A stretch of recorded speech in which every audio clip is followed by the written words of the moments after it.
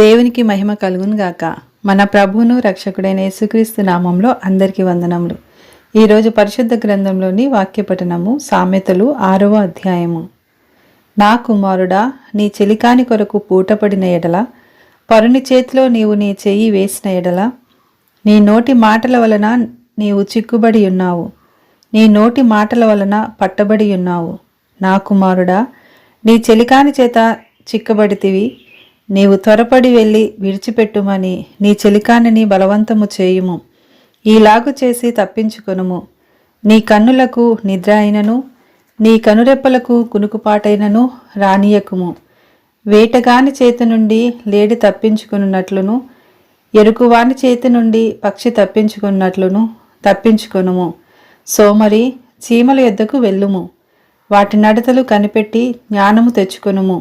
వాటికి న్యాయాధిపతి లేకున్నను, పై విచారణకర్త లేకున్నను, అధిపతి లేకున్నను, అవి వేసవి కాలమందు ఆహారము సిద్ధపరచుకొనును, కోతకాలమందు ధాన్యము కూర్చుకొనును.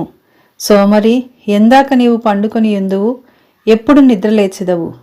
ఇక కొంచెము నిద్రించెదనని, కొంచెము కునికెదనని, కొంచెము సేపు చేతులు ముడుచుకొని పరుండెదనని నీవనుచున్నావు.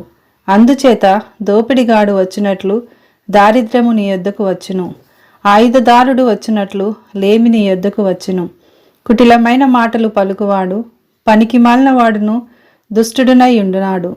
వాడు కన్ను గీటుచు కాళ్ళతో సైగ చేయును, వ్రేళ్లతో గుర్తులు చూపును. వాని హృదయము అతి మూర్ఖ స్వభావము గలది. వాడెల్లప్పుడూ కీడు కల్పించు జగడములు పుట్టించును. కాబట్టి ఆపద వాని మీదికి హఠాత్తుగా వచ్చును. వాడు తిరగలేకుండా ఆ క్షణమందే నలుగగొట్టబడును. యెహోవాకు అసహ్యములైనవి 6 కలవు, 7 ఆయనకు హేయములు. అవేవనగా అహంకార దృష్టియు, కలల్లాడు నాలుకయు, నిరపరాధులను చంపు చేతులను, దుర్యోచనలు యోచించు హృదయమును, కీడు చేయుటకు త్వరపడి పరుగులెత్తు పాదములను, లేని వాటిని పలుకు అబద్ధ సాక్షియు, అన్నదమ్ములలో జగడములు పుట్టించువాడును. నా కుమారుడా, నీ తండ్రి ఆజ్ఞను గైకొనుము, నీ తల్లి ఉపదేశమును త్రోసివేయకుము. వాటిని ఎల్లప్పుడూ నీ హృదయమునందు ధరించుకొనుము, నీ మెడ చుట్టూ వాటిని కట్టుకొనుము. నీవు త్రోవను వెళ్ళినప్పుడు అది నిన్ను నడిపించును, నీవు పండుకొనున్నప్పుడు అది నిన్ను కాపాడును, నీవు మేలుకొనున్నప్పుడు అది నీతో ముచ్చటించును. ఆజ్ఞ దీపముగాను ఉపదేశము వెలుగుగాను ఉండును. శిక్షార్థమైన గద్దింపులు జీవ మార్గములు. చెడు స్త్రీ యొద్దకు పోకుండాను, పరస్త్రీ పలుకు ఇచ్చకపు మాటలకు లోబడకుండాను అవి నిన్ను కాపాడును. దాని చక్కదనమునందు నీ హృదయములో ఆశపడకుము. అది తన కనురెప్పలను చిక్కిలించి నిన్ను లోపర్చుకొన నీయకుము. వేశ్య సాంగత్యము చేయువానికి రొట్టె తుండక మాత్రము మిగిలియుండును. మగనాలు మిక్కిలి విలువగల ప్రాణమును వేటాడును. ఒకడు తన ఒడిలో అగ్ని ఉంచుకొనిన ఎడల వాని వస్త్రములు కాలకుండునా? ఒకడు నిప్పుల మీద నడిచిన ఎడల వాని పాదములు కమలకుండునా? తన పొరుగువాని భార్యను కూడువాడు ఆ ప్రకారమే నాశనమగును. ఆమెను ముట్టువాడు శిక్ష తప్పించుకొనడు.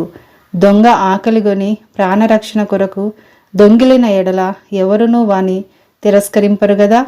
వాడు దొరికిన ఎడల 7 చెల్లింపవలెను, తన ఇంటి ఆస్తి అంతయు అప్పగింపవలెను.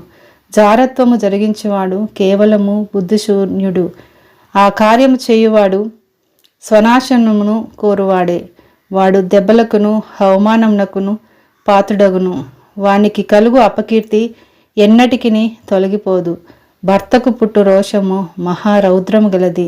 ప్రతీకారము చేయు కాలమందు అట్టివాడు కనికరపడడు. ప్రాయచిత్తమేమైనా నీవు చేసినను వాడు లక్ష్యపెట్టడు. ఎంత గొప్ప బహుమానములు నీవిచ్చినను వాడు ఒప్పుకొనడు. ఆమేన్.